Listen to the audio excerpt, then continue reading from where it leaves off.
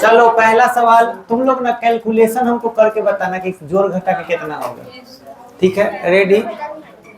फटाफट चलिए पहला सवाल कर लेते हैं। पहले सवाल में ये वाला और ये वाला और ये वाला, ये तीनों क्या है? लंबाई है। और इसका क्या निकलना है? औसत मान। तो पहला नंबर का पहला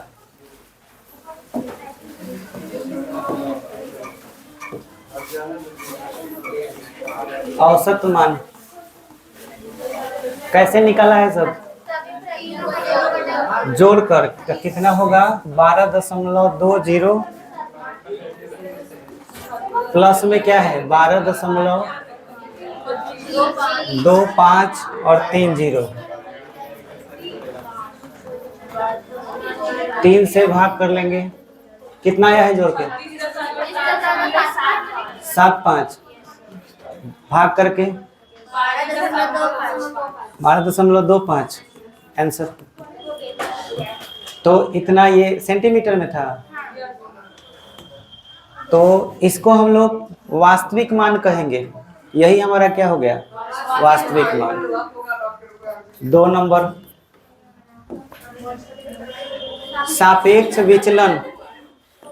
सापेक्ष विचलन निकालने के लिए हमको चाहिए अंतर वास्तविक मान में और जो निरपेक्ष मान नहीं, जो हमारा यथार्थ मान होता है। जैसे कि इसमें मापा गया है क्या चीज? 12.20। तो ये मापा गया है, तो इसमें हम लोग को चाहिए लेंथ 1 का अंतर। अंतर के लिए हम लोग डेल्टा लिखते हैं। समझ में आया? अंतर के लिए याद होगा डेल्टा बताए थे। तो L1 डेल्टा लगा दिए। इसका मतलब हो गया वास्तविक मान आपका क्या है? 12.25। ये डिफरेंस का चिन्ह हुआ। किससे डिफरेंस? 12.20 से। कितना का डिफरेंस हुआ? 0.05। ये डिफरेंस हो गया। चलिए डेल्टा L2 12.25 का डिफरेंस निकलेगा 12.25 से, तो 0.00। Delta L3 12.25 difference 12.30। तो बड़े से छोटा घटाया जाएगा तो 0.05 इतना आएगा। और सवाल में बोला है कि सापेक्ष विचलन मीन अब्सोल्यूट एरर। तो अब्सोल्यूट एरर किसको कहते हैं?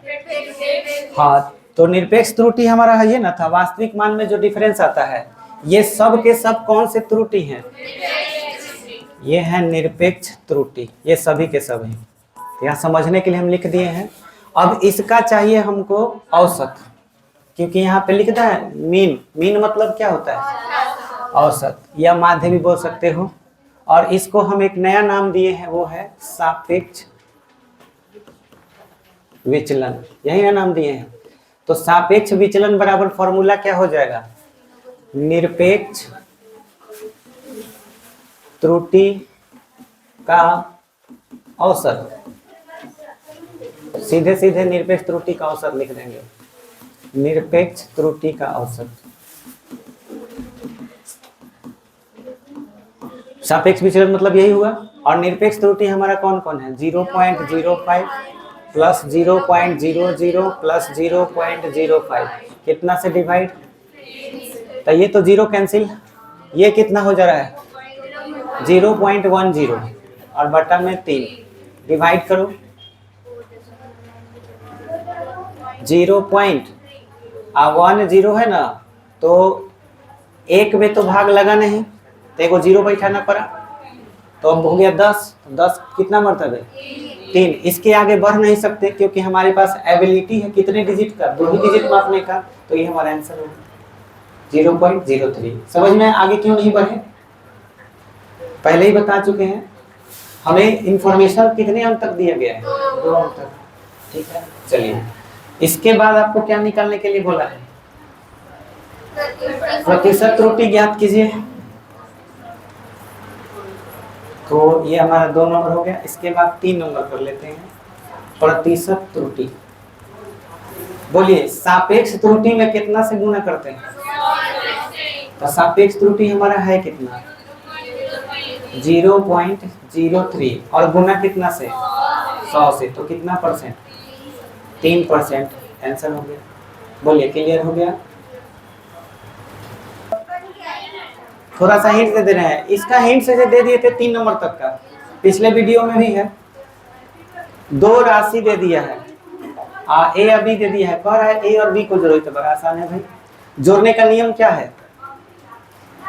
20 और 30 जुड़ जाएगा, कितना हो गया? 50। त्रुटि कैसे जुड़ता है? त्रुटि में सीधे ये 2 और 3 ऐड हो जाएगा, तो कितना हो गया? 5। तो आंसर कितना होगा? 50 प्लस माइनस 5, इतना ही आंसर हो गया। गुना करना है, गुना करो और उसकी सापेक्ष त्रुटि ज्ञात करो। तो इसका नियम बता दिए पहला ही। बोलो सर क्या नियम है? सापेक्ष त्रुटि में भी तो त्रुटि जुड़ता है। देखो ये 2 नंबर जो बनाना है तुमको, इसमें सिंपल क्या करना है, ए गुना बी है ना, और क्या निकलना है? तो ए गुना बी में सापेक्ष त्रुटि का फॉर्मूला बताए हैं, डेल्टा ए बटा ए प्लस डेल्टा बी बटा बी। इसके आगे लग जाता है प्लस माइनस। चलो डेल्टा ए का वैल्यू बताओ। डेल्टा ए किसको कहेंगे? हाई वाला ना, 2 को, 2 ऊपर और नीचे प्लस माइनस 2 बटा 20 प्लस 3 बटा 23। तो हाई हो गया 10, हाई हो गया 10 प्लस माइनस 1 2 बटा 10 होगा, कट गया, भाग दोगे प्लस माइनस 0.2 हो जाएगा, 5 दूना 10। तो आंसर हो गया 0.2। है 4 के देखा 1 नंबर में ए प्लस बी करे के बनू। तो देखा 20 और 10, 20 और 30 50 प्लस माइनस 5, आंसर हो गया। हाँ बस जोड़े के रखा है, सब सिखा चुके हैं पहले ही।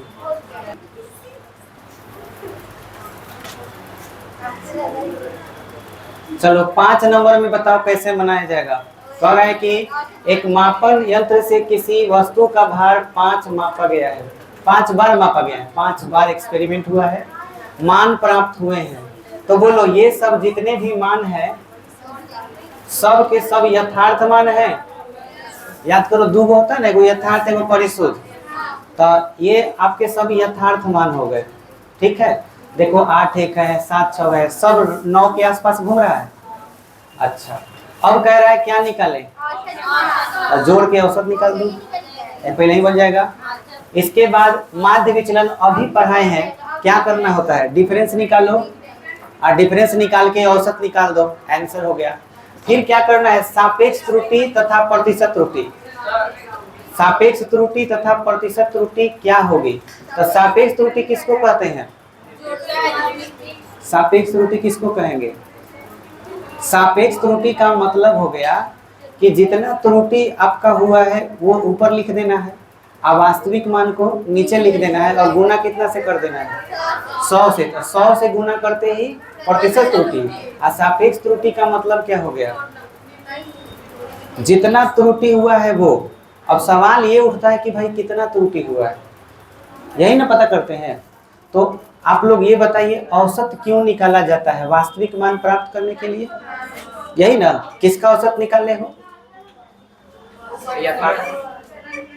देखो ध्यान से समझना, कोई कंफ्यूजन नहीं होगा। एक बार ध्यान से सुनोगे ना तो तुम्हें पूरा क्लियर हो जाएगा कि करना क्या है। तुमसे जो पूछ रहा है वो पूछा है सापेक्ष त्रुटि। अगर मैं कहूं कि ए का सापेक्ष त्रुटि चाहिए तो ए में जो मिस्टेक होगा वो ऊपर डेल्टा ए, और ए का वास्तविक मान नीचे, बोलो इसको सापेक्ष त्रुटि कहेंगे। तो मुझे ये जानना होगा ना कि वास्तविक मान है क्या। तो वास्तविक मान हमको अगर पता करना है तो औसत मान निकाल लिए, तो बोलो वो किसके जगह पे आ गया? ए के जगह पर। यानी तुमको औसत मान जो आएगा उसे कहाँ लिखना है? नीचे। हो गया। अब जानना है तुम्हें कि इसमें त्रुटि कितना है वास्तविक मान में। तो हमें ये जानना होगा कि औसत त्रुटि कितना हुआ, और वो औसत त्रुटि तुम्हें कहाँ मिलेगा? इसमें मिलेगा ना। माध्य विचलन का मतलब क्या हुआ? औसत त्रुटि। तो औसत त्रुटि जो आएगा वो कहाँ आ जाएगा? ऊपर। बात बुझाया? और जैसे ही ऊपर लिख दोगे वो बन जाएगा क्या चीज? सापेक्ष त्रुटि। तो एक आंसर हो गया सापेक्ष त्रुटि। फिर उसी में कितना से गुना कर दो? 100 से। तो वो क्या हो जाएगा? प्रतिशत त्रुटि। एक छोटा सा मिस्टेक हम लोग किए हैं, ध्यान दिए हैं आप लोग? इसमें एक छोटा सा मिस्टेक है, बताइए कहाँ? यहाँ पे ये वाला में आपसे क्या पूछा था सवाल में? कई नंबर बनाए हैं हम लोग? एक नंबर। एक नंबर सवाल में हम लोग देख लेते हैं क्या कह रहा था। एक नंबर का तीसरा सवाल क्या बोला है? प्रतिशत त्रुटि। प्रतिशत त्रुटि किसको कहा जाता है? सापेक्ष त्रुटि में 100 से गुना। ये बताइए ये क्या है? ये सापेक्ष त्रुटि नहीं है, ये कुल निरपेक्ष त्रुटि है। कितना गलती हुआ वास्तविक मान में वो है। हम इसके बाद इसके नीचे लिखने वाले थे वास्तविक मान, और तब 100 से गुना करेंगे। समझ में आया? तो देखिए जो दिखाई दे रहा है ना, बस इसके नीचे आपका आ जाएगा वास्तविक मान, इसके नीचे। तब जा करके ये कहलाएगा क्या चीज? प्रतिशत त्रुटि। समझ में आया? एक बार फिर से क्लियर कर रहे हैं, ध्यान से सुनिए। आपको इसमें प्रतिशत त्रुटि पूछा गया। प्रतिशत त्रुटि का फॉर्मूला क्या होता है? सापेक्ष त्रुटि गुना में 100। हम लोग ऊपर क्या लिखते हैं? डेल्टा। जैसे मान लो डेल्टा हमने एल लिख दिया, क्लियर? और नीचे क्या लिख दिया? एल। एल मीन्स वास्तविक मान, और डेल्टा एल मतलब एल में कितना मिस्टेक हुआ, राइट? तो एल का वास्तविक मान किसको कहोगे? जो औसत मान है उसी को ना। तो ये तुम्हारा क्या हो गया? एल हो गया। अब तुम्हें चाहिए डेल्टा एल। तो डेल्टा एल पता करना है तो हम औसत मान निकालते क्यों है भाई? हम इसलिए निकालते हैं ताकि वास्तविक मान का पता लगा सके। तो वास्तविक मान का पता लगाने के लिए जब यहाँ हम निकालें तो वास्तविक मान तो मिल गया। अब मुझे ये जानना है कि इसमें वास्तविक त्रुटि कितनी है। ये अगर निकालना है तो फिर इसका औसत निकालना पड़ेगा। जितना भी है आप देख रहे हैं, ये कौन सी त्रुटि है? निरपेक्ष त्रुटि। इनका जब हम औसत निकालेंगे तो ये जो त्रुटि आएगा ये हमारा एल का त्रुटि कहलाएगा। समझ में आया? एल का त्रुटि कहलाएगा, ना कि डेल्टा L1 डेल्टा L2। ये सब निरपेक्ष त्रुटि है। इनका औसत निकालेंगे तो त्रुटि आपका एल का कितना आएगा? 0.00। यानी ये जो निकला है ये किसका वैल्यू निकला है? डेल्टा। तो ये तो आपका ठीक है, आंसर हो गया। लेकिन प्रतिशत त्रुटि चाहिए तो यहाँ पर 0.03 और एल का वैल्यू कितना रखना होगा? 12.25 और गुना में लिखना होगा कितना? 100। अब इसको सॉल्व करेंगे तो जो आएगा वो हमारा आंसर होगा। बोलिए, समझ में आया? तो ये आप कैलकुलेट कर लीजिएगा। ऊपर 3 आ रहा है, ठीक है? और इसको घर पर सॉल्व कर लीजिएगा। इसको नोट कर लीजिए जल्दी से, वहाँ सुधार कर लीजिएगा। ये छोटा सा छूट गया था।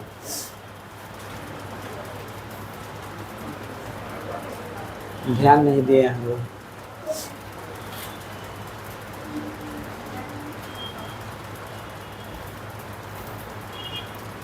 हो गया? ये हो गया ना?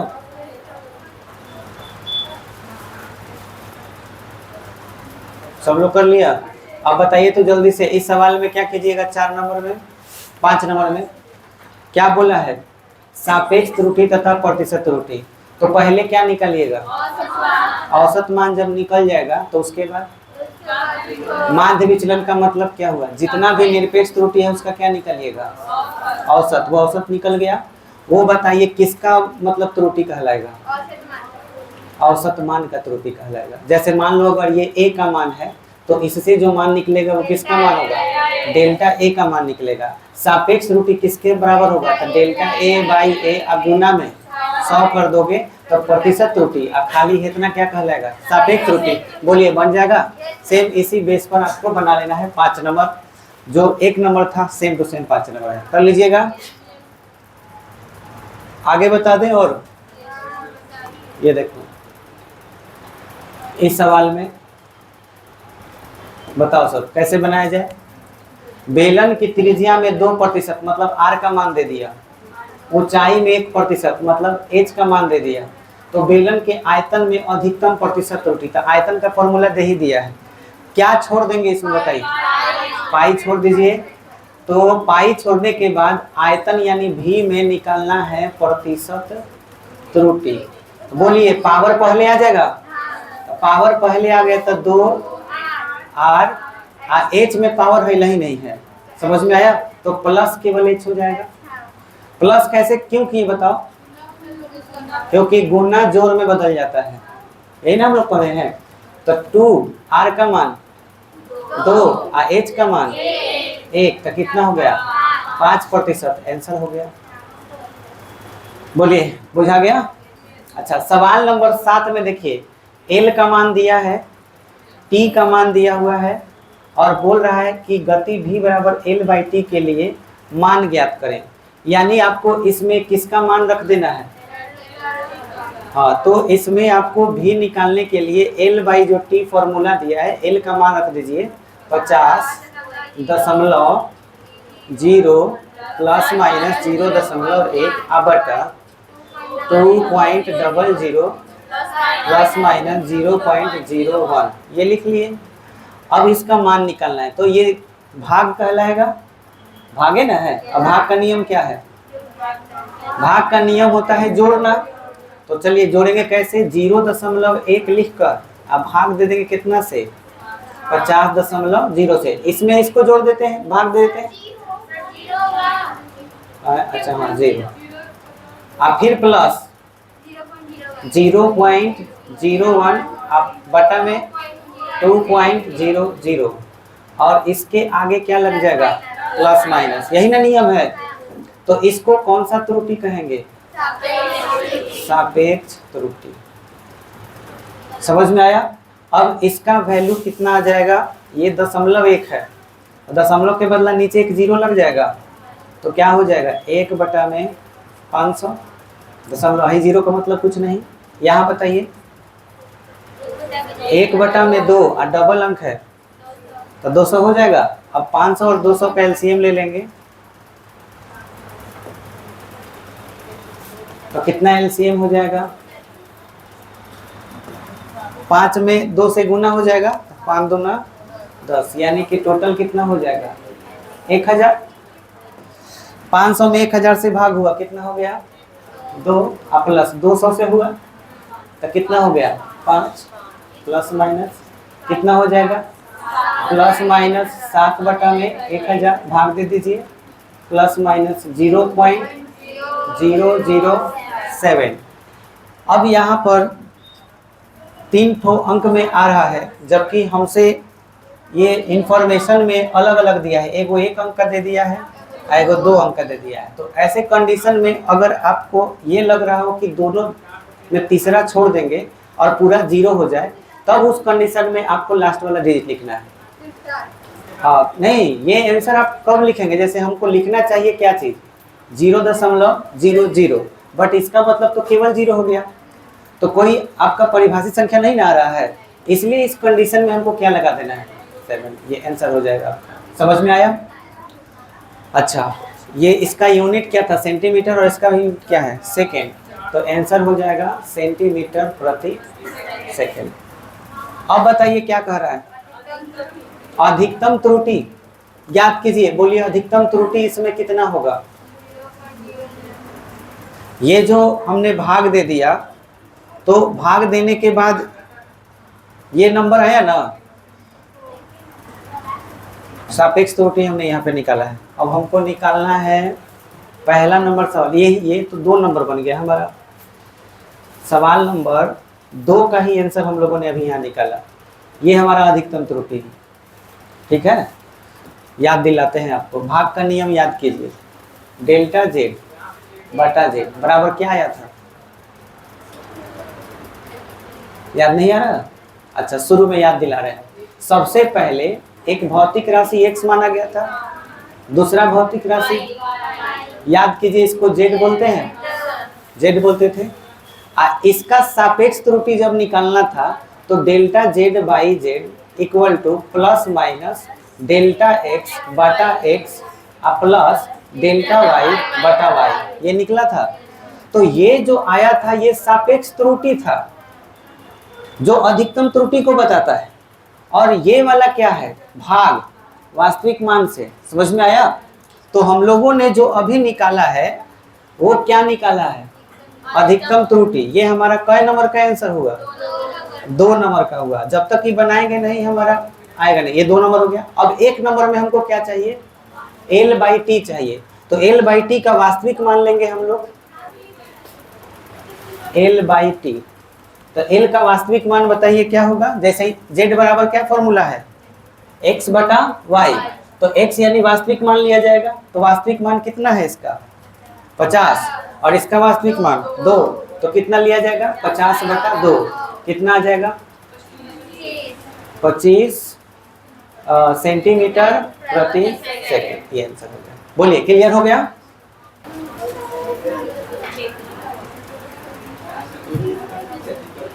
चलिए 8 नंबर में बताइए कैसे बनाएंगे। Q का मान दिया हुआ है और कह रहा है कि ABC में सापेक्ष त्रुटि 1, 2, 3% है। तो Q में सापेक्ष त्रुटि बताइए। हमको बताना है Q में सापेक्ष त्रुटि। तो Q में सबसे पहले क्या निकालो, क्या है ना कि हम लोग प्रतिशत से प्रतिशत ही निकाल सकते हैं। समझ में आया? बाद में उसको सापेक्ष में बदलना हो तो बदलने में कोई दिक्कत नहीं है। 100 से गुना किया रहता है तो 100 से क्या कर देंगे, भाग हो जाएगा। बोलिए, क्लियर हो गया? तो पहले इससे क्या निकाल देते हैं, प्रतिशत त्रुटि। बोलिए, फॉर्मूला क्या है, तो A² का 2A हो गया प्लस B का पावर 1/2 का क्या हो जाएगा, 1/2B हो जाएगा। फिर भाग में भी बताओ जोड़ होता है, तो भाग में भी जोड़ होता है तो जोड़ का चिन्ह दे दो, 3C हो गया। अब 2A का मान बताओ, 1 प्लस 1/2, B का मान 2, C का मान 3। तो 2 2 कैंसिल, कितना हो गया, 2 1 3 आते तेरी का 9। कितना हो गया, हाई 2 हो गया, हाई 1 हो गया, हाई 9 हो गया। टोटल कितना, 12% आया। जबकि तुम्हें चाहिए कौन सा त्रुटि, तो सापेक्ष त्रुटि उल्टा होता है ना। जैसे प्रतिशत त्रुटि निकालने के लिए सापेक्ष में 100 से गुना होता है, तो आपको प्रतिशत से सापेक्ष बदलना हो तो क्या करना चाहिए, 100 से भाग। तो 12 में कितना से भाग, 100 से, तो 0.12 आंसर हो गया। बोलो, बुझा गया? अच्छा, सवाल नंबर 9 देखो। 3 गो माप दिया हुआ है x, y, z। अब इसमें कह रहा है कि यदि कोई राशि r बराबर इतना हो तो r में क्या निकालिए, सापेक्ष त्रुटि। तो r में सापेक्ष त्रुटि अगर निकालना है तो बड़े आराम से हम लोग निकाल सकते हैं r में सापेक्ष त्रुटि। देखिए कैसे, फॉर्मूला देखिए और उसको बैठाते जाइए। फॉर्मूला क्या है, x y, पहले गुना आ गया है, पावर तो है नहीं, तो x का हम लोग सापेक्ष त्रुटि ऐसे हम लिखने के लिए तो a या b c लिख रहे हैं, लेकिन असल फॉर्मूला क्या बताए थे, a के जगह पर डेल्टा a बाई a लिखा जाता है, और b के जगह पर डेल्टा b बाई b, और c के जगह पर। अगर समझ गए हो तो बताओ x के जगह पे क्या लिखाएगा, delta x by plus y के जगह पर। गुड। और भाग के लिए भी हम लोग प्लस लिखते हैं, लेकिन अब z आ गया है, पावर 2 आ गया है, तो क्या लिखना चाहिए, 2 डेल्टा z बाई z। समझ में आया? अब हम लोग को क्या करना है, डेल्टा x का मान देखना है कहाँ पर है, देख के बताओ, 0.1। x का मान 12.0, फिर प्लस डेल्टा y का मान 0.2 और y 8.0, ठीक। फिर प्लस में 2 गुना डेल्टा z 0.1 और बटा में 5.0। बोलो, ये कर लोगे कि कर दें, अब कर लोगे इसके आगे, चलो नोट करो। 10 नंबर देख लीजिए। किसी वस्तु का संवेग का फॉर्मूला दे दिया है, m का मान दे दिया है और v का मान। देखा जाए तो गुना ही न कराना है, तो गुना में क्या होता है, जोड़ा ही जाता है, तो जोड़ लीजिएगा। m के लिए क्या लिखिएगा, डेल्टा m, और बटा में m, फिर प्लस में डेल्टा v। अब डेल्टा m का मान ये हो जाएगा, m का मान ये रख के बना लीजिएगा। अब हो गया, उसी में 100 से गुना कीजिएगा सापेक्ष, तो प्रतिशत आ जाएगा। चलिए आगे बढ़ते हैं।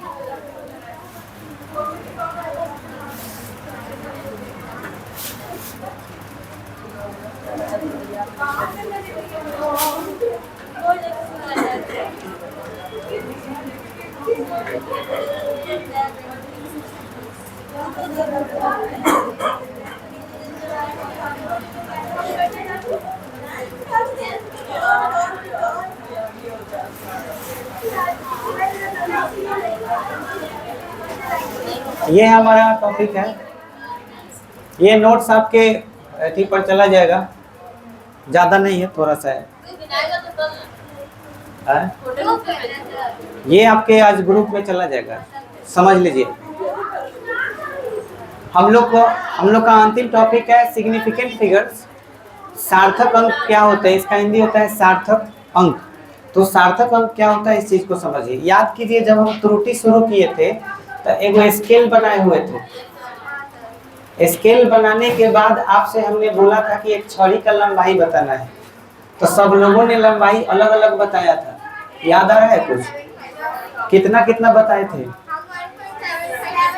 1.75 और 1.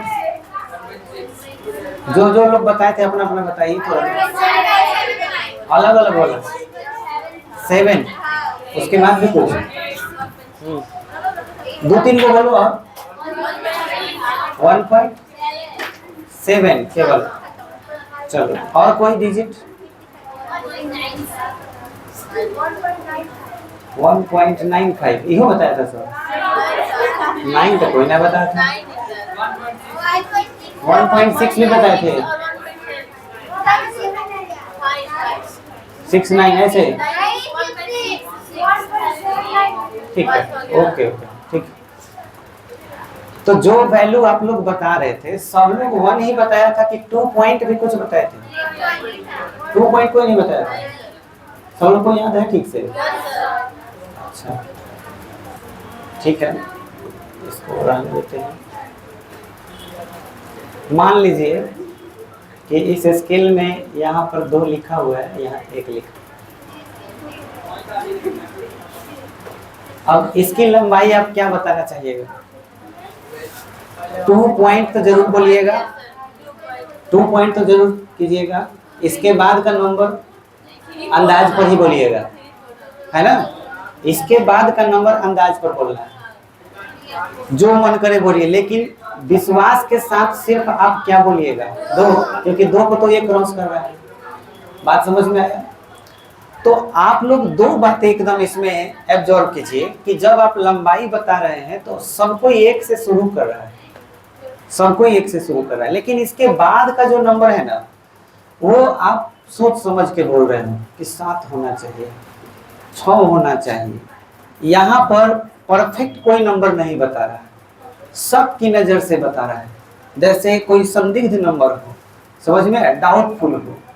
तो इसी वजह से ऐसे नंबर को जिसे हम ठीक से बता नहीं सकते स्केल देख करके, उसको डाउट में कहा जाता है, इसको संदिग्ध अंक कहा जाता है या संदिग्ध संख्या कहा जाता है। समझ में आया? तो संदिग्ध में हई आ गया, जो आप देख करके बता नहीं सकते कि रियल वैल्यू क्या होगा, लेकिन कंफर्म पूरा फुल विश्वास के साथ जिसे तुम बता रहे हो, उसको कहा जाता है सार्थक अंक। बात समझ में आया? तो जितना भी हम अंक बताते हैं, पूरा विश्वास के साथ कि हाँ भाई इतना ही होगा, इसके बाद कुछ भी हो सकता है, वो कुछ भी नंबर लिख रहे हो, तो वो सब संदिग्ध में आएगा। तो ये 2 डिजिट समझ में आ गया, सार्थक कौन होगा और संदिग्ध कौन होगा, ये क्लियर हो गया। अब यहाँ पर इसके डेफिनेशन पे आते हैं कि सिग्निफिकेंट फिगर्स यानी सार्थक अंक होते कौन है? जो किसी माप की सटीकता, एक्यूरेसी को दर्शाते हैं। और यहाँ पर हमने बोला है ना कि जो मापा गया होता है, तो वो अंक क्या होता है? मापा गया होता है, और एक अनुमानित अंक भी शामिल होता है। मतलब आपने कोई चीज का लंबाई मापा, जैसे माना कि उस छड़ी की लंबाई 7 फीट 2 इंच, 7 फीट आया, 7 फीट 2 इंच के करीब आ रहा है, तो 7.2 आपने लिखा, जिसमें 7 हमारा क्या है? फिक्स है कि हाँ 7 होगा ही। और उसके बाद 2 जो क्या है? अनुमान के आधार पर आपने बोला, अनुमानित बोला। तो ये पूरा जो आपने मिलाया, ये अनुमान के आधार पर, इस सब को हम लोग सिग्निफिकेंट बोलेंगे। बात समझ में आया? ये तो सार्थक में आएगा ही आएगा, इसको भी हम लोग सार्थक में जोड़ेंगे। ये बात बुझा गया। तो सार्थक अंक क्या है? तो दो तरह का अंक है, एक जो पूरा विश्वास के साथ यानी कि विश्वसनीय संख्या बोल सकते हो, जो पहले माप करके लिखते हैं, और दूसरा क्या, जो अनुमानित होता है वो होता है सार्थक। बोलिए, क्लियर हो गया बात? अच्छा, अब इसके बाद कहानी कुछ उदाहरण से आपको समझ में आ जाएगा। इसके कुछ रूल्स हैं, उस रूल्स को भी आप लोग देखिए। समय है कि नहीं?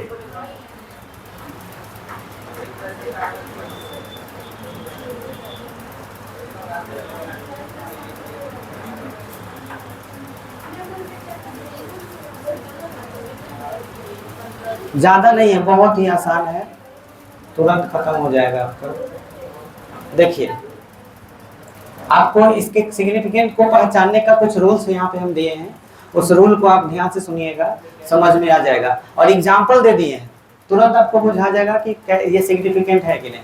तो पहला कि नॉन जीरो डिजिट्स, जीरो से अलग अंक हमेशा क्या होते हैं? सिग्निफिकेंट। जैसे 237, तो 237 में कई गो सिग्निफिकेंट है? 3 गो, तो 3 सिग्निफिकेंट फिगर्स बोले। इसके बाद देखिए, इसमें जीरो कहीं नहीं है, 8.96 लिखा है, तो इसमें भी सिग्निफिकेंट कई गो होंगे? 3 गो। पहचानने आ गया? अब बताइए, इसके बाद है zero between non zero digit भी सिग्निफिकेंट्स होते हैं। इसका मतलब हुआ कि 2 गो अंक रहे या उसके बीच में जीरो रहे, तो ये सारे के सारे नंबर जो होंगे वो सब सिग्निफिकेंट में। जैसे 2005 में 2 और 5 तो सिग्निफिकेंट है ही, साथ ही साथ दोनों जीरो भी है, तो टोटल कितने हो गए? 4। इसमें भी कितने हो गए? 4। बोलिए, ये दोनों रूल समझ में आ गया? सब बता रहे हैं, एक बार सारे नियम समझ लीजिए, उसके बाद जो पूछना है पूछिएगा, ठीक है? सारे नियम पे हम आते हैं, तुरंत हो जाएगा, खत्म ही है बस। सिग्निफिकेंट को खाली पहचानने आपको आ जाना चाहिए।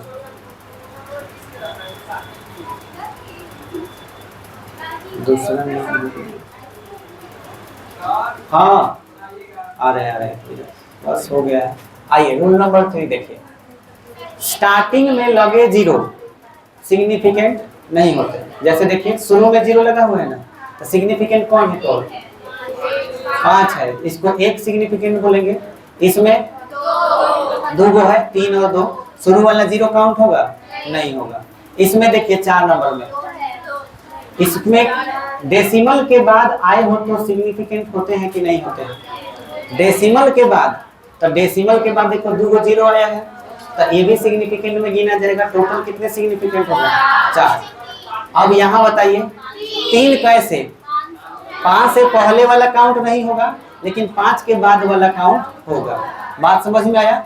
हाई बड़ा महत्वपूर्ण है, डेसिमल न हो तो अस्पष्ट माने जाते हैं, मतलब वो क्लियर नहीं है कि उसमें सिग्निफिकेंट क्या है। दशमलव खाली लग जाएगा ना तो क्लियर हो जाता, तो 1500 में कहीं दशमलव है ही नहीं। तो कुछ लोग कहेगा कि इसमें 2 गो सिग्निफिकेंट है, 1 5, कुछ लोग कहेगा कि 150 है, कुछ लोग कहेगा 1500 है, लेकिन हम तो आपको कहेंगे कि इसे सीधे बोलिएगा अस्पष्ट। समझ में आया कि इसमें कितने सिग्निफिकेंट है? अब आप बोलिए, आपका जो सवाल था क्लियर हो गया ना? 2050 आपने पूछा था लास्ट, बस खत्म। इसके बाद क्लास होगा।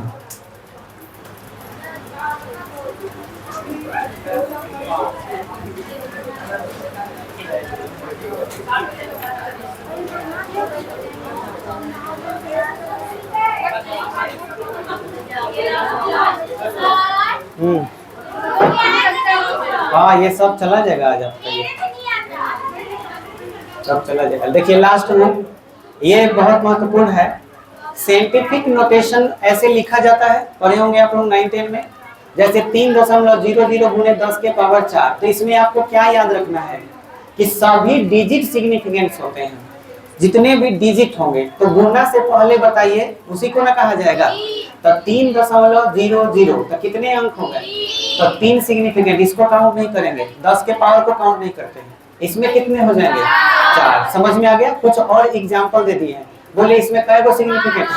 5। इसमें 3, कौन कौन 7 8 0। समझ में आया? इसमें अस्पष्ट क्यों? क्योंकि दशमलव नहीं है। इसमें क्या हुआ है 3, इसमें कौन कौन, बोलो पहचानने आ गया, चैप्टर समाप्त। ठीक है। हाँ, अब आपका इस चैप्टर का स्पेशल टेस्ट रखा गया है संडे को।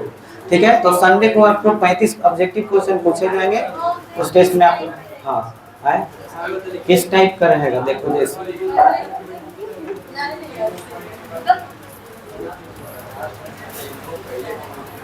किस टाइप का क्वेश्चन रहेगा, एगो देख लो क्या हो जाए, ये लो बताओ इसका आंसर क्या होगा। निम्नलिखित में से किस संख्या में 3 सिग्निफिकेंट फिगर्स है। ऑप्शन नंबर ए इसी टाइप का रहेगा, हो गया तो आ जाएगा बनाने। तो 3 गो टाइप का क्वेश्चन रहेगा, एक रहेगा विमीय सूत्र पर, एक रहेगा त्रुटि पर, कुछ भी रह सकता है जितना पढ़ा है उसी में से, त्रुटि पर और सिग्निफिकेंट फिगर्स पर। ठीक है, 3 टाइप के क्वेश्चन रहेंगे, total 35। Thank you so much. हाँ बिल्कुल बिल्कुल।